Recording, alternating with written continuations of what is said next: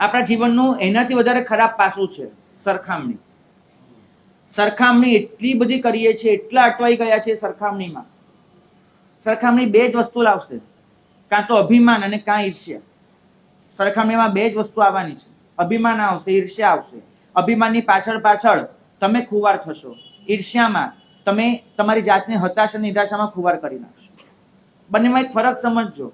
અભિમાનમાં હંમેશા તમારી પાસે જે હોય એ તમને બીજા કરતા મોટું લાગે છે. ઈર્ષ્યામાં તમારી પાસે જે હોય બીજા કરતા નાનું લાગે છે. ફરક કાંઈ જ નથી. અભિમાનમાં તમને એમ લાગે કે બીજા કરતા મારી પાસે વધારે છે, ઈર્ષ્યામાં એમ લાગે બીજા કરતા મારી પાસે ઓછું છે. બંને વસ્તુ આખરે સરખામણીની નિપજ છે. જો સરખામણી નીકળી જાય અને તમે જે છો બસ એ પૂરતું છે તમારી પાસે, જો આ અભિગમ આવી જાય તો તમે આ ક્ષણે દુનિયાના સૌથી સુખી માણસ છો. પણ જો સરખામણીમાં ઉતરશો તો પતી જશે. અને છેલ્લું કારણ, જીવનને કોઈ લક્ષ્ય નથી આપ્યું. જીવાતા જીવનને ક્યાં લઈ જવું છે એનું કોઈ તમારી પાસે રોડમેપ, ટાર્ગેટ કશું જ નથી. જીવનનું કોઈ લક્ષ્ય નથી. પ્રભુએ વાળી ચોળીને આચાર્ય સૂત્રમાં પહેલા દિવસે, શાસન સ્થાપનાના દિવસે કહ્યું હતું કે તારા જીવાતા જીવનનું પ્રયોજન શોધી લે. તને કદાચ એ ન ખબર હોય કે તું કોણ છે, બની શકે. તને કદાચ એ ન ખબર હોય કે તું ક્યાંથી આવ્યો, ક્યાં જવાનો, બની શકે. પણ તું અહીંયા શેના માટે આવ્યો છે એનો જવાબ તો તારે શોધવો જ પડે. જો આનો જવાબ તને મળી ચૂક્યો છે તો તારે સમવસ્ત્રણમાં આવવાની જરૂર નથી. ઉદ્દેશો પાસગ્રસ્ત નથી. જેને આ પ્રશ્નનો જવાબ જડી ગયો છે કે હું અહીંયા શેના માટે છું, એને પ્રભુના ઉપદેશની જરૂર નથી. જો તને આ પ્રશ્નનો જવાબ નથી જોઈતો તોય તારે અહીંયા આવવાની જરૂર નથી. પણ તને આ પ્રશ્નનો જવાબ જોઈએ છે કે તારું અહીંયા હોવાનું પ્રયોજન શું છે, વજૂદ શું છે, તો જ આ શાસનની જરૂર છે. આપણું મગજ એવું થઈ ગયું છે કે ખરાબ યાદો વધારે ઘૂંટાય છે, સારી વસ્તુ બહુ ઝડપથી વિસરાઈ જાય છે. ખરાબી મગજનો એટલો કબજો લઈ લે છે. પ્રભુ એટલું જ કહે છે કે જો તારે દુઃખી નથી થવું તો દુનિયાની કોઈ તાકાત તને દુઃખી નહીં કરી શકે. જો તું નક્કી કરી લેશ કે મારે દુઃખી નથી થવું, દુનિયાની કોઈ તાકાત નહીં કરી શકે તને દુઃખી. એક જ વસ્તુ જીવનમાં લાવવાની છે. છેલ્લે કહીશ કે જીવનમાં જે પણ બને છે, જે પણ, એને પરમાત્માની ભેટ ગણી.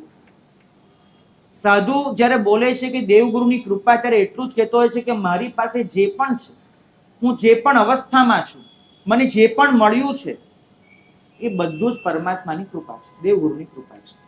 જીવનમાં જો આ એક અહેસાસ આવી ગયો કે જીવનની દરેક ક્ષણે પરમાત્માની કૃપા છે, જીવનમાં જે મળ્યું છે પરમાત્માની કૃપા છે, તો આપણે પ્રસન્નતાના દરબારમાં હશું. એક કથા કહીને મારું વક્તવ્ય પૂરું કરીશ. એક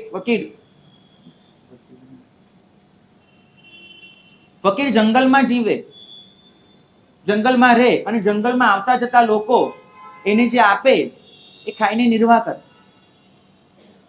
એક દિવસ ફકીર જંગલમાં બેઠો છે અને રસ્તેથી એક ગાડું નીકળ્યું. ગાડામાં પતિ પત્ની બે બાળકો બેઠા છે. એક નગરથી બીજે નગરે જઈ રહ્યા છે. ગાડું તો સડસડાટ ચાલ્યું જાય, પણ સ્ત્રીની નજર કોઈને ભૂખા જોઈ ન શકે. સ્ત્રીએ ગાડાવાળાને કીધું ઉભો રાખ ભાઈ. પતિ કે શું કામ? સ્ત્રી કે ઉભા રહો. ગાડું ઉભું રહ્યું, સ્ત્રી નીચે ઉતરી, ગાડું સહેજ આગળ નીકળી ગયું હતું. સ્ત્રી ચાલીને આવી પેલા ફકીર પાસે. રસ્તામાં બાળકોને ખવડાવવા માટે રસગુલ્લાનો ડબરો લીધો હતો. તે ખોલ્યો, હશે 15-20 રસગુલ્લા, એમાંથી 4 રસગુલ્લા કાઢ્યા. પેલા ફકીરનું જે પાત્ર હતું એમાં રસગુલ્લા મૂકી દીધા, હાથ જોડ્યા, ગાડામાં બેસીને નીકળી ગયા. ફકીરની બાજુમાં એનો શાગીર્દ બેઠો હતો. શાગીર્દ ફકીરને કે ફકીર, જિંદગીમાં પહેલી વાર રસગુલ્લા આ જંગલમાં, તમે રસગુલ્લા ખાશો? ફકીર તો કે હા, એને મોકલ્યું છે, એને મોકલ્યું છે, ખાઈ લઈશ. તો ફકીરે રસગુલ્લા ખાઈ લીધા. પ્લાન 2 એને આપ્યા, 2 પોતે ખાધા. એને મોકલ્યું છે, ખાઈ લીધું. અને એ પછીના 3 દિવસ એવા વીત્યા એ જંગલમાં કે ફકીરને કાંઈ ખાવા ન મળ્યું, કશું જ નહીં. ચોથે દિવસે જંગલમાં એક કઠિયારો આવ્યો તો લાકડા લઈ જવા માટે.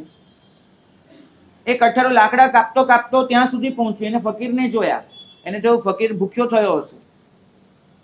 તો એને પોતાનો ડબ્બો કાઢ્યો, ડબ્બામાં બાજરાનો પેલો રોટલો લઈને આવ્યો તો સૂકો, એ રોટલાનું એક અડધિયું ભાંગ્યું અને લઈને પેલા ફકીરના પાત્રામાં મૂકી દીધું, હાથ જોડીને એની વિદાય લીધી. તો શાગીર એ દિવસે બે હાજર.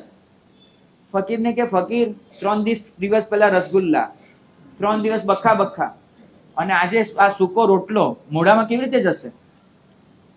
ફકીર કે એને મોકલ્યું છે, ખાઈ લઈશ. આ જે છે ને એને મોકલ્યું છે, રસગુલ્લા આવે કે રોટલો આવે, આ એને મોકલ્યાનો અહેસાસ એ તમને પ્રસન્નતાથી તરબતર રાખશે.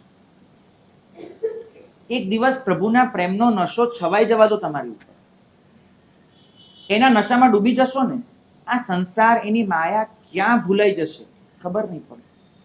પ્રભુ આગળ જઈને બહુ બોલવું પણ નહીં પડે, પ્રભુને કહેવું પડશે કે મારી પાસે એક જ લીટીની કથા લઈને આવ્યો છું, તારી કૃપાથી જીવું છું, બસ એ સિવાય મારે કાંઈ કહેવાની જરૂર નથી. તો જ્યારે આપણે પ્રભુના નશામાં ડૂબી જઈએ અને નશામાં ડૂબી ગયા પછી જે હાલત થાય એ છેલ્લું સ્તવન આપણે સાંભળી લઈએ.